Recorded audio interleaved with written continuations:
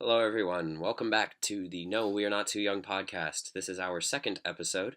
Tonight, this episode is being hosted by me, Carson, Nick, and Yousef. David, unfortunately, cannot join us tonight. So thank you all for listening. Today, we'll get started by addressing what is today, February 15th, the national emergency that was put in place today by President Trump. Okay, so in the past few days, the possibility of yet another government shutdown was averted by a spending bill which was approved by the House, the Senate, and the President. The funny thing about this spending bill was that President Trump actually got less money for the border wall, which caused this issue in the first place, than he was offered in December. We know that he initially asked for $5.7 billion for his wall. In December, he was offered about $2 billion, right? I think around about there, yeah. In this new spending bill, President Trump has been offered approximately $1.5 billion for the wall. This is obviously not nearly enough to build the wall, so as a way to compensate for this, President Trump has decided to declare a national emergency to get this wall built. He has declared this a national emergency on the pretense that we are facing a huge humanitarian crisis at the border based on the number of crossings and illegal immigrants in recent years. However, this is rather unsubstantiated. According to Homeland Security, illegal immigrant inhabitants in this country have hovered around 12 million from the late 90s up to 2015.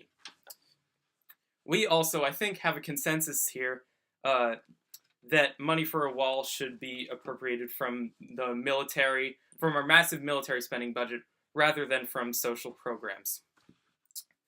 Also, it's very likely that this whole national emergency thing isn't going to work out because there's going to be a huge legal battle that's going to stretch on for years. Do you want to talk about that tweet? Oh yeah, in 2014, this is hilarious. In 2014, President Trump tweeted a criticism of President Obama, saying, quote, "Repubs," which referred to Republicans, "must not allow Pres Obama to subvert the Constitution of the U.S. for his own benefit and because he is unable to negotiate with Congress." That sounds slightly familiar. Yeah, a little bit familiar. Just a little bit.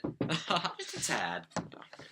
And actually, in an interview that he did a little while later, he implied that would be an impeachable offense. So, House Dems, If you I don't want know. to do your thing, Yeah. please That would be my guest. Yeah, great. I mean, we're not implying anything, but Yeah. And President Obama was using his executive power to save people's health care. Absolutely. Yeah. Yeah, it's a he's different doing thing. it. President Trump is using this to perpetuate the myth that illegal immigration is bad for this country, which it's not. It's not. How was this country founded? Exactly. Right. Exactly. Okay, Exactly. so yesterday was Valentine's Day, as well as the 1-year anniversary for the Marjorie Stoneman Douglas shooting in Parkland, Florida, when Nicholas Cruz walked into the school with an AR-15 and shot and killed 17 of his fellow students as well as faculty. So, our school newspaper had an opinion piece recently. First opinion piece. Yes, Yeah, the very piece first ever. opinion piece in our school newspaper. And the title read... He's pulling it up on his phone. Yeah. Safety in Ignore the Schools, the Abolishment of the Second Amendment. This was the name of the article, and we have some of our own thoughts on this. Yes. So, the issue here is, well, first, there are a few false statements in this article. The first one being that the AR-15 is an automatic assault rifle. This is just not true. The AR-15 is a semi-automatic rifle. You know, some people might see this as nitpicking, but it's important to get your terms right, especially when you're talking about an issue as serious as this, and with the repercussions of abolishing the Second Amendment, you have to have your terminology straight. Especially, yes. Yeah. And especially when people say things like, oh, we need to ban all assault rifles, and then put AR-15 under that umbrella, when it's just not. But just to clarify, all of us are totally in support of stricter gun control measures. Absolutely. We're absolutely, Yes, but we are. I think we all think that abolishing the Second Amendment would go way, way too far. That's way over the line. Yeah, and it destroys a constitutional right to own a gun. Yes. Absolutely. And the Founding Fathers had an intention in writing the Second Amendment to make sure that the citizenry have the ability to protect against the government if it becomes, too tyrannical. That was essentially the idea there. And also so they could hunt. But that was obviously different. Yes, because that was different time. Yeah, that they didn't have iPhones And- and they didn't have a computer to record podcasts on. And another issue here is with implications, because if we chose to abolish the Second Amendment, listen, that's on the Bill of Rights. We've changed things in the Constitution before. We had prohibition, then we ended prohibition. But if we change something on the Bill of Rights, the Second Amendment on the Bill of Rights, right after free speech, free religion, free press, free assembly, it's a horrible precedent. It's And a terrible precedent. terrible implications for our other most basic rights. Especially when free speech is so under attack in Yeah. college campuses and in schools. And you've got Congress people calling for hate speech laws and Exactly, such. They've exactly. been doing this for years. It's an obvious violation of basic free speech in this country. Yeah, I say this a lot. It's a very slippery slope. Yeah. When When you take away one amendment in the Bill of Rights, you're opening up the door to set this precedent that it's okay for the government to take away things like free speech and free trial. Yeah, et Bill of cetera. Rights, I think, is set in stone. Yes, you absolutely. really I should agree. not Yes. change it. So the second issue which we ran into in this article was a quote saying, "In Japan, where guns are illegal." It went on to talk about, how there's a low amount of shooting deaths in Japan, which is true. But we just wanted to point out, guns are not illegal in Japan. Mhm. They have They guns have in very, Japan. very strict gun laws. Yes. And very admirable ones. To myself, at least, if I might Yeah. add. Japan actually has a culture of shooting as a sport. In America we have similar We have, things, but yeah. in Japan, to get a gun, you have to attend an all-day class. You have to pass a written test. You have to achieve a 95% accuracy on a shooting range test. You have to go through a mental health check, which is administered at a hospital. And you have to have a background check, and the police interview your friends, your family, Anyone close to you. anyone close to you. And they delve deep into your criminal records Yes. and all this sort of thing. And you have to retake these tests and checks every 3 years to Yeah. make sure you keep your Yeah. gun. These gun controls are admirable, but this article implies that it's illegal to own guns in Japan, which is simply untrue. Yeah, You know. that's true. Yeah. Yeah. So just to clarify, we mean the article on our school newspaper, Yes, which the article on our stated school this, which is just plainly false. Another thing, just quickly in Japan, is a lot of people say, well, there's an issue between family members giving each other guns, or them being passed down in inheritances or such. Yeah. But in this law in Japan, for example, when a person who has a firearm passes away, the family is required by law to turn that gun in to the police or the government or such. Yeah, the Bureau of Justice Statistics, which is a statistics website that's administered by the Department of Justice, 37% of guns used in violent crimes are acquired through family or friends. So this law in Japan would... And then Yeah, again, if these we- are statistics from 2004.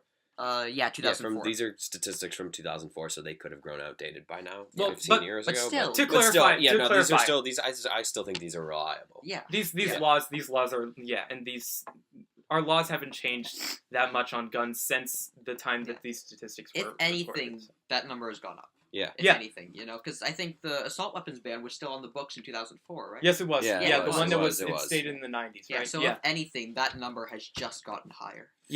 But Yeah. if we instituted something like what they do in Japan, then this number would just go way down. Yeah.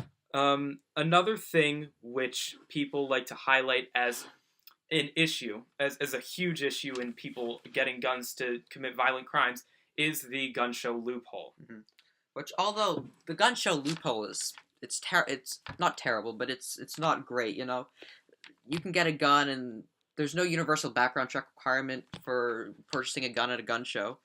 But then again, only 0.8% of guns used in violent crimes are purchased at gun shows. It's less than 1%. Less than 1%. Less than 1%. Yeah. So if someone wants to take this argument of the gun show loophole, take this and say, oh, well, because of the gun show loophole, all guns should be banned because, it's not safe.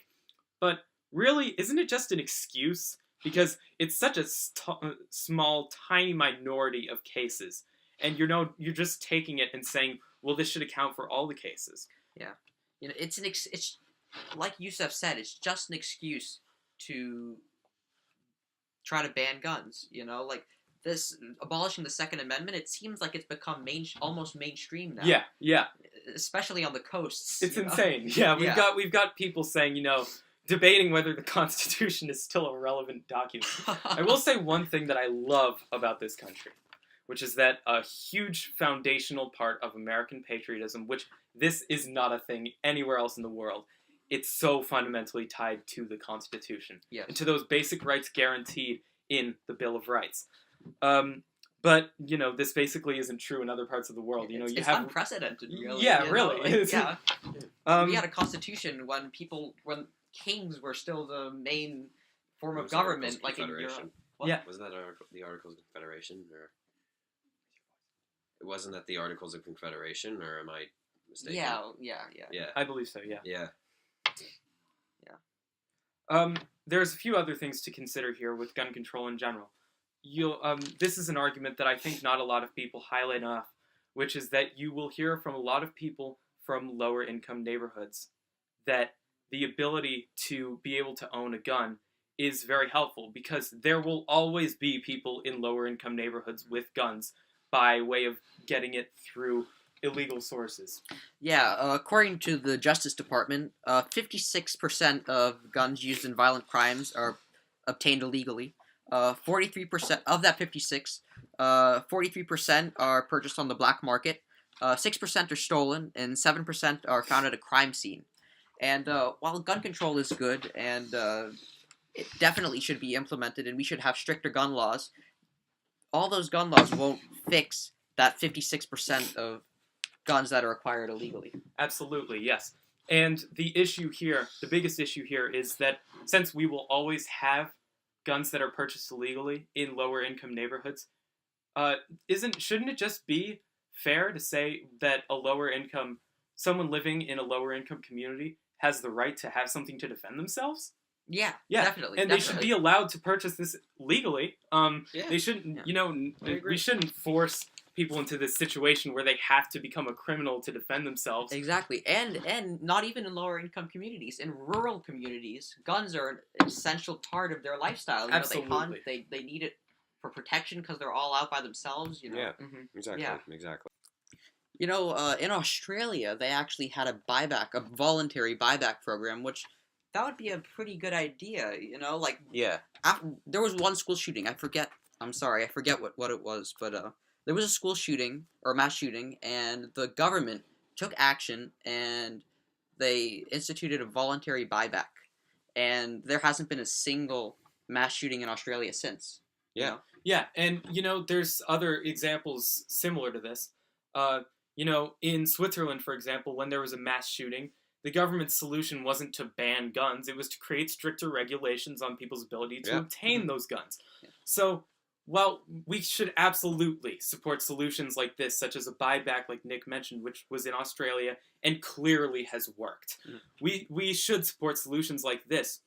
But removing a fundamental constitutional right, which has a very real purpose and importance in this country, it's not as good an idea. It puts a lot of our citizens in danger. And it doesn't solve the root problem, which is, if you banned all guns, criminals would find a way to get their hands on them and no one else would have them. Yeah. But by regulating them, you make sure that the right people, people who don't have a mental issue or they don't have a criminal background, you make sure that they're the ones who have firearms instead of the criminals. Absolutely. Yes. Yeah. All right. All right. That is it for today's episode. Thank you all for tuning in and listening. We appreciate your patronage. So thank you all.